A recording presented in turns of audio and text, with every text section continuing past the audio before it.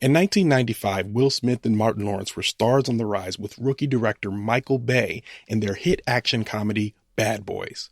Smith and Lawrence played Miami narcotics detectives charged with recovering $100 million worth of heroin stolen from a secured police vault. Action and hilarity ensued to the tune of a $141 million box office payday. 8 years later, they returned in Bad Boys 2, where the movie climaxes in Smith and Lawrence taking a trip to Cuba to recover Lawrence's fictional sister, Sid, played by Gabrielle Union. Again, action and hilarity ensued, this time to the tune of $273 million. The year is now 2020, and after many rumors and false starts, Bad Boys for Life has finally been made. With a significant reduction to the budget and Michael Bay no longer at the helm, I believe the only guarantee that could be made is that action and hilarity will ensue. And this movie will probably make a boatload of money. I'm Ronald Young Jr., and this is Leaving the Theater.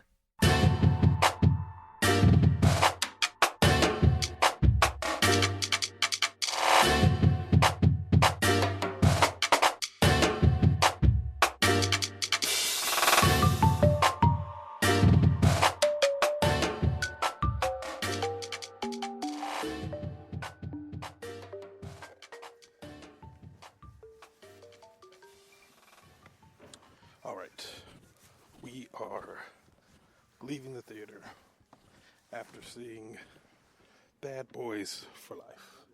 This is Ronald, of course, and I'm here with special guest Michael Jefferson, Match Potential. Hey, everybody. All right, so it was the threequel, the third Bad Boy for Life. Director Adil Arbi and Bilall Fallah. Writers Chris Bremner, Peter Craig, Joe Carnahan, starring Will Smith, Martin Lawrence, Vanessa Hudgens, Alexander Ludwig, Charles Melton, Paola Nunez. Good night. You too. Katie Castillo, Nicky Jam, Joe Pantoliano. And now that I said his name, I just realized something that irritated me about it that we can't even say here. Okay. When we turn off the recorder, we'll talk about it. All right. I agree with that. Okay. So, I didn't like it. So 3 people wrote that? 3 people wrote that? Yeah, 3 people wrote this movie. Cool. I didn't like it. Did you like it? Did they write it in separate rooms? Wait. You write the first part, I'll write the middle. Did you like it? You know, I liked yes, it. Yes, no. Yeah. You did? Yes. Okay. If you're going to make me choose between yes and no. Yeah, the yes. answer is yes, no. You liked it? Okay. Yes. I did not. I did not. Hard no. I have to say no. And there were things I liked about it. Okay. Well, wait a minute. You didn't give me that option. Okay, well, then there's things I liked about it, but no, I didn't like it, if that's an option. No, I'm saying, no, I didn't like it. There were good elements. You know, here we are. We're following Mike Lowry and Marcus, whatever his last name is. We're back. We're dropped into an installment again. We're immediately reminded that they have been making these movies over 25 years. The first movie came out in 1995. The second movie came out in 2003. It is now 2020. So, and exponentially is the time passes exponentially between each movie. So, watching this film, there was a part of me that, like, watching it felt nostalgia to see them back together. Yeah. It always feels good to see those guys together, right? Yeah. Absolutely. So it felt good. But then I had a thought, and it was towards the end of the movie, and I realized, I was sitting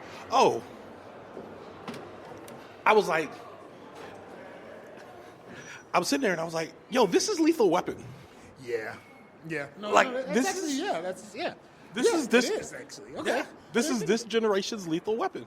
Like, you got the one guy that's like, I'm too old for this, I gotta retire, and the other one who's a hothead. Like, this is Lethal Weapon. But isn't that, I'm too old for this, I need to retire, hasn't that been the same in all 3 episodes? Hasn't Martin's character been on that the entire time? Yeah, so was Danny Glover's character in Lethal Weapon. Fair enough. Yeah, I'm not saying that it's anything new, but all I'm saying is they did 4 Lethal Weapons.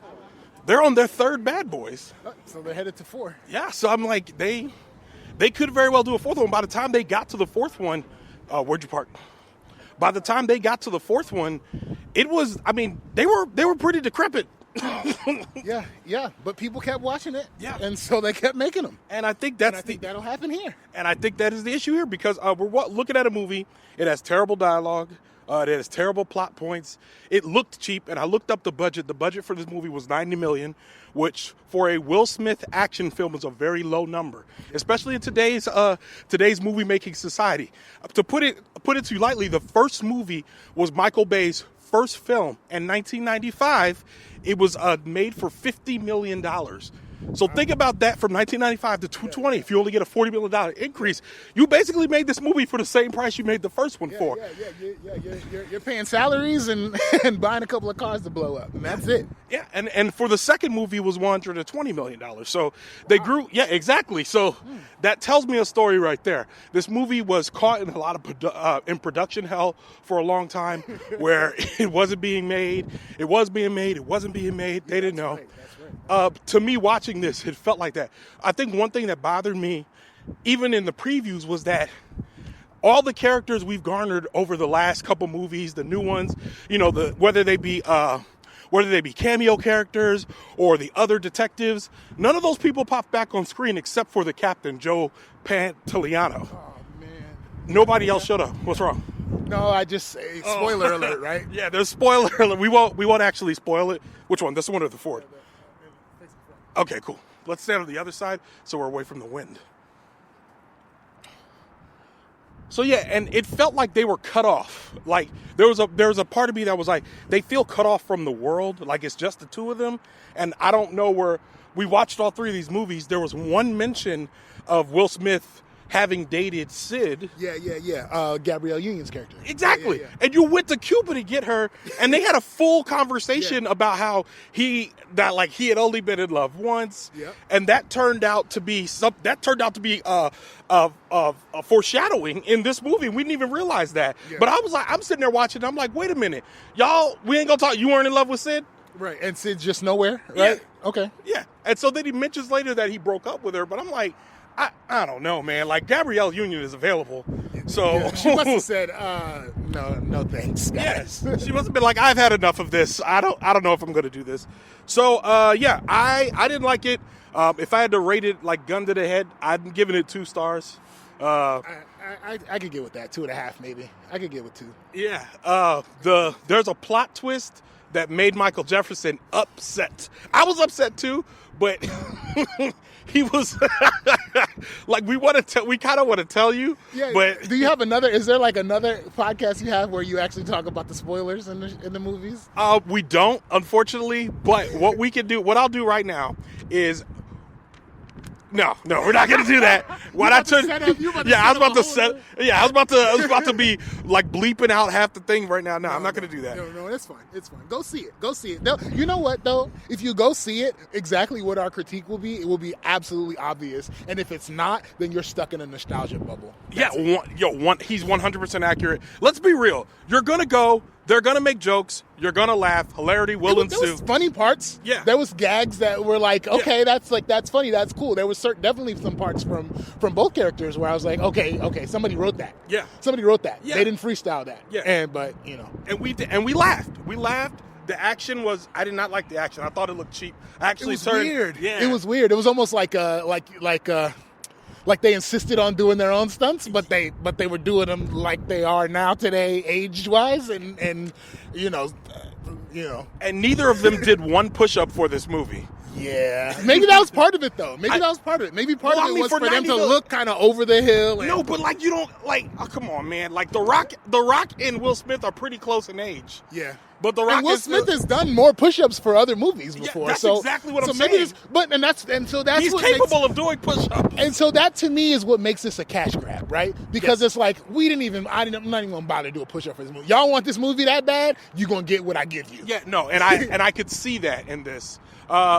This is like, okay, go see it. If you saw the first two, definitely go see this one. Yeah, go see it. Go see it regardless of what we're talking about. Go see it. But you'll agree. Yeah. But like there's a big but at the end of that. Like, but just know that it's not like there were times when I was longing for the second one. And the second one is a pretty absurd movie, but I was longing for aspects of the second one. The second one I think was more developed. I think it was better written. It was more developed. This is like Bad Boys, We Don't Care. And then I found myself really drawn to the parts where they were working as a team when it was Martin, Will Smith, and then this little team called Ammo that they were working with. Like a special investigation unit or something, And there were a bunch of young people that they were, and I was like, this is more interesting when they're all working with them. Which means that the next Bad Boys needs to just be like the new class, like Bad Boys the new class. Yeah. That's what it needs to be. But unfortunately, they can't do that because the whole draw of Bad Boys, like even when they made the first one, they were like, Martin Lawrence and Will Smith are in this movie where they're cops. And everyone was, this was 95. I was in 5th grade. I think you were in 3rd. Like, it was like, oh my God, even as a kid, I wasn't even allowed to see the movie. Like, I had to sneak and see it on when it came on HBO eventually. But like, even at that point.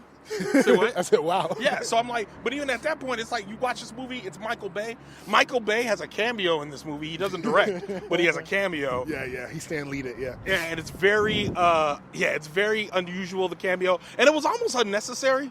Because it was like, there's a lot of people that aren't going to know who Michael Bay is. Again, it goes back to, it all supports the cash grab. It was like, listen, I'm Will, I'm Martin. If we're gonna do this, we're gonna do it on my terms. I want Michael Bay to be in it. That's my homeboy. If you're not gonna let him direct it, put him in it, right? It's that kind of thing, right? If somebody came up to me right now and said, "Hey, I want you to do this movie," and I say, "No, I don't want to do it," and they say, "Please, everybody wants you to do it," I would say, "All right, well, this is how we gonna do it." And that's what happened. And that's fair. But the thing is, we shouldn't, as the audience, we shouldn't be able to see that. And I feel like I hear you. Like there has to be a level of saying like, yeah, even if it's a cash grab, could you just act like it's not? Because like I came to the theater because I love the other movies and I wanted to see y'all do well in this one. And Will Smith made a effort of saying, and by the way, Will Smith should not be cussing. Just it's weird. Be who you are. It's so weird. Even Martin, who cusses, right? It was weird. Yeah. It was like your dad. It was just weird. I don't know how to explain it, but and this movie didn't have to be rated R because there was some graphic violence. Yeah. And when I say graphic, I mean not even on Game of Thrones level, but there were like shots and all that stuff and clearly but blood. There was hardly any skin or anything like that, so it was literally just violence. And so if they would have just said like hell a bunch of times instead of saying worse words, PG-13 all day. Pretty much. I mean, it's like a PG-13 movie in disguise. Yeah. So I give it 2 of 5 stars. Michael Jefferson, you agree? Yeah, I agree. I agree. I enjoyed it. Yeah, but the quality wasn't there. Here's the test: will you watch it again? On purpose. A long time from now. On purpose. If pick this movie. Would you pick this movie to watch again? Would I see it in a theater again? No, would I pay money this is what I'm saying. Allow someone I'm to not pay money? okay. This is what I'm saying. If you're channel surfing, it comes on TV. That's one thing. I'm saying you have a stack of Blu-ray. No. Probably not. Not unless I'm doing like the trilogy and I want to watch all 3. But they don't even connect. So it's it's like watching a brand new movie. Yeah. Oh, and then there's this one very emotional part, or supposedly emotional part, that happens in the movie that ends up literally meaning nothing. Yeah. And it's upsetting. Whole, plot arc where it's like there are 2 major plot points. There's so many shoehorns. Yes. Okay. There are 2 major. I gotta leave it alone. There are 2 major plot points. We're about to turn off the recorder so we can really talk about this. But there are 2 major plot points that we had issues with. One of them involves a death, and the other one involves, you'll know, the major plot twist, soap opera plot twist later on in the movie. And I hope that's not too much for y'all to be like, oh, you ruined it. But I'm telling you, this movie ruined itself. Listen, when they announced this movie, you knew the twist was going to be transparent. So anybody who gets upset at you for ruining it by saying there is a twist has never seen this. This isn't Endgame. This isn't like Infinity War or familiar with Michael Bay at all. Yes. Like, come on, guys. Like, this one, you'll be fine. But yeah, 2 of 5 stars. I would give it. Go see it.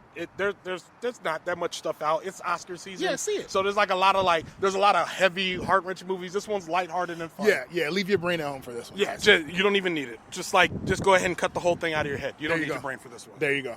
All right.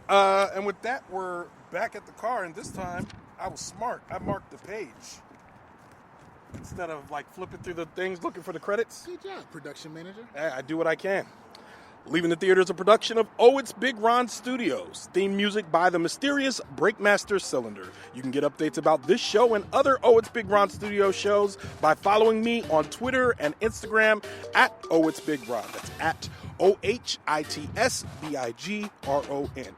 If you like this podcast, check out our sister podcast, Time Well Spent. I got a new episode of that coming very, very soon. Leaving the Theater. We'll be back soon. Before we go, let me say thank you to my guest, Michael Jefferson. Thank you so much. Happy to be here every time, man. Thanks. And you know what? We'll see you at the movies.